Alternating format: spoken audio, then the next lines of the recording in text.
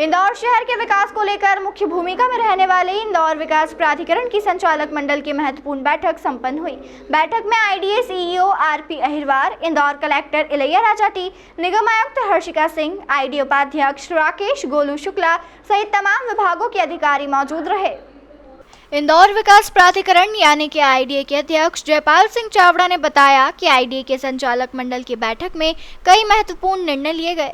इसमें scheme number 172 में 10,000 से अधिक लोगों के बैठने की व्यवस्था हेतु भव्य कन्वेंशन सेंटर के विकास के प्रस्ताव की तैयारी के लिए सलाहकार व लेन देन परामर्शदाता की नियुक्ति की गई है। वहीं योजना क्रमांक 94 सेक्टर F में निर्माणाधीन अंतर्राष्ट्रीय स्विमिंग पूल के संचालन, संधारण व प्रबंधन कार्य के लिए एजेंसी भी नियुक्त की जा चुकी है। साथ TPS 2 में गैर योजना के अंतर्गत सड़क निर्माण के संबंध में डेवलपमेंट चार्ज में से विकास कार्य किए जाने का निर्णय, मध्य प्रदेश तथा ग्राम निवेश के संबंध अधिनियम संबंध में निर्णय हुए।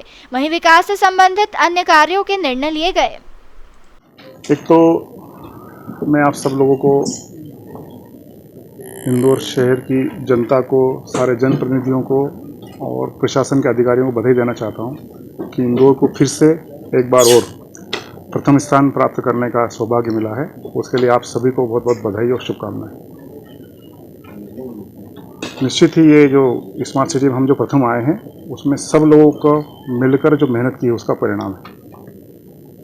आज इंदौर विकास प्राधिकरण की यह बोर्ड की बैठक थी।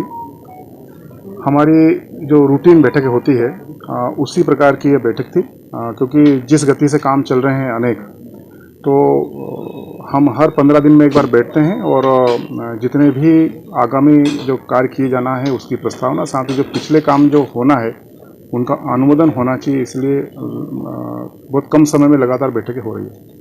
आज हमने जो बैठक की उसमें प्रमुख रूप से 2-3 बिंदु हैं, बाकी तो करीब 20-25 इसमें विषय थे। एक ये था कि हमने जो माननीय मुख्यमंत्री जी की घोषणा के अनुसार प्रवासी भारतीय सम्मेलन के समय उन्होंने जो इंदौर विकास प्राधिकरण को एक जिम्मेदारी सौंपी थी कि हम 10,000 सीटिंग का जो एक कन्वेंशन सेंटर बनाने की ओर बढ़ रहे हैं, उसकी सलाहकार समिति के लिए, यानी उसकी डिजाइन बनाने के लिए एक टेंडर करना था। वो टेंडर की स्वीकृति इस बोर्ड की बैठक में हुई है।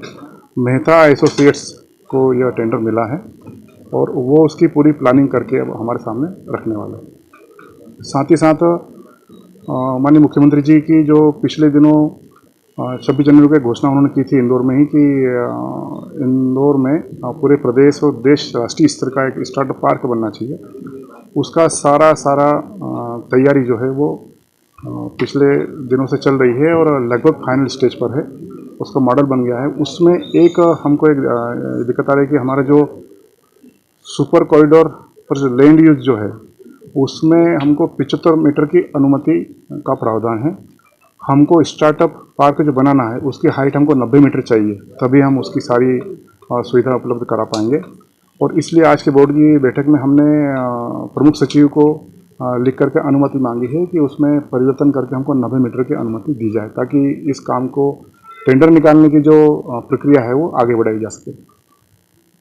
तीसरा था कि जो स्विमिंग पूल जो अंतर्राष्ट्रीय स्तर का, जिसका फीना का सर्टिफिकेट हमको उसमें मिल रहा है, और ये पूरे देश का तीसरा या चौथा स्विमिंग पूल होगा जो इस स्तर का होगा जिसमें इस प्रकार की कॉम्पिटिशन हो सकेगी। उसके संचालन के लिए और देवी स्विमिंग इंस्टीट्यूट गुरुग्राम, इसको ये मिला है। उसके 2 टेंडर आए थे, एक भोपाल का था, वो भी वहाँ स्विमिंग को संचालित करते हैं, और ये जो मैंने बताया कि देवी स्विमिंग इंस्टीट्यूट गुरुग्राम, ये वहाँ ताल कटोरा जो स्टेडियम उसको संचालित करने वाली कंपनी है, उसको संचालन के लिए आज के बोर्ड के प्रस्ताव में दिया गया है। ऐसे सारे ये प्रस्ताव थे। साथ ही साथ हमारी जो 165 नंबर की स्कीम है उसके विकास कार्य करने की जिम्मेदारी आईडीए ने ले रखी है। यानी वो स्कीम तो समाप्त हो गई है, किंतु उसमें उस समय ये बात हुई थी कि इसके मास्टर प्लान की सड़कें वो आईडीए बनाएगा और उसके बदले में वहाँ से बेटरमेंट चार्ज लेगा। तो बेटरमेंट चार्ज लगभग हमारे पास 6 करोड़ रुपए के लगभग आईडीए में उस काम को करने के लिए उपलब्ध है। तो वहाँ के जो है जनप्रतिनिधि, उनका जो आवेदन आया था, उस आवेदन के आधार पर वहाँ की कुछ सड़कों की मंजूरी का बोर्ड में प्रस्ताव हुआ है। वो काम भी शीघ्र हम चालू करने वाले हैं। ऐसे अनेक इसमें इसके लिए 171 को लेकर के इसके लिए 171 को डी नोटिफाई करने की बात आई थी। तो पिछले दिनों प्रमुख सचिव जो परसों यहाँ पर आए थे, उन्होंने ये कहा है कि एक अपील आप हमको करिए, क्योंकि इस प्रकार की स्कीमें जिसमें 10% से कम खर्च हुआ हो और 25 वर्ष जिनको हो गए हो, उससे आगे यदि आईडी ने काम नहीं किया है, और उसके लिए हमने एक 2017 में एक नियम लाए थे जिसमें 6 महीने के लिए अनुमति दी गई थी।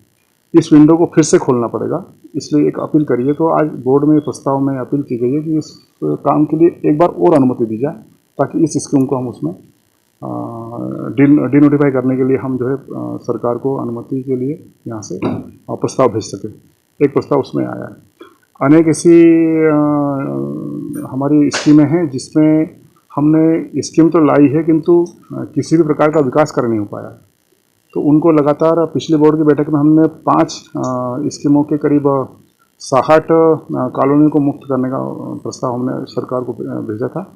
आज की बोर्ड की बैठक में भी लगभग 11 स्कीम है जिसमें 65 कॉलोनियों को हम वो डी नोटिफाई के लिए भेज रहे हैं। ऐसी ये कुछ प्रमुख चीज़ें थी जिसमें बैठक आज हुई है। सर, नायता मुंडला बस स्टैंड नाम बदल नहीं रहे हैं। नायता मुंडला बस स्टैंड नया बस स्टैंड बना है।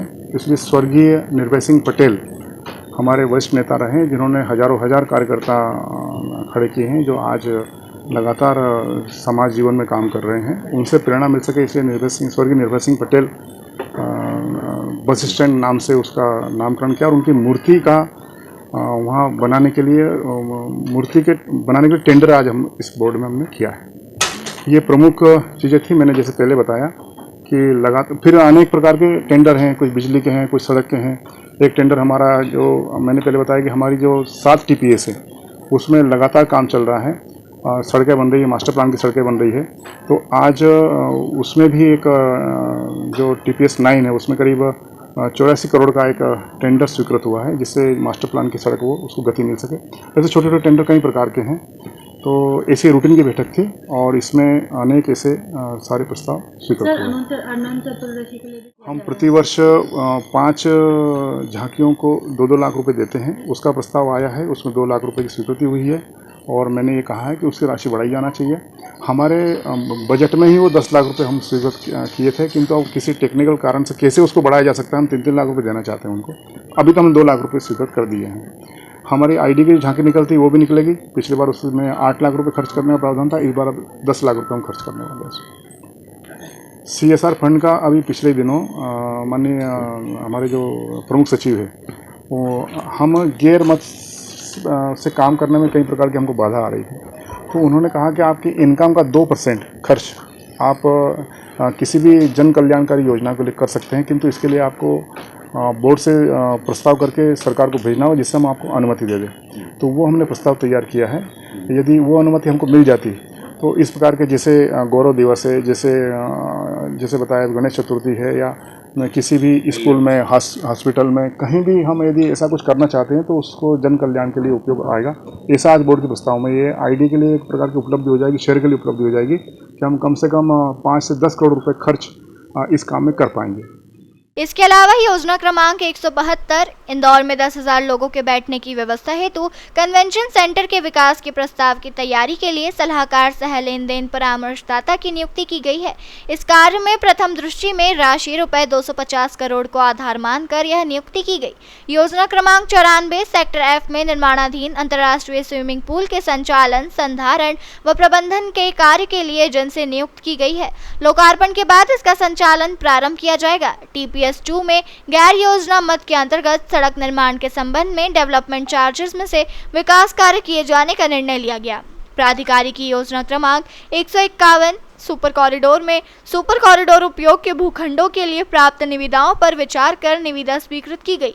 प्रत्येक वर्ष की भांति इंदौर विकास प्राधिकरण द्वारा बंद कपड़ा मिलों की गणेशोत्सव समितियों को गणेश विसर्जन, चल समारोह में निकलने वाली झांकियों को प्रोत्साहन एवं शहर की सांस्कृतिक परंपरा को जीवित रखने के उद्देश्य से मजदूरों द्वारा संचालित विभिन्न कपड़ा मिल गणेशोत्सव समितियों द्वारा उनके आवेदन अनुसार इस वर्ष भी दिए जाने वाली सहयोग राशि में बढ़ोतरी किए जाने का निर्णय लिया गया। इंदौर से द नेशन टाइम्स की रिपोर्ट।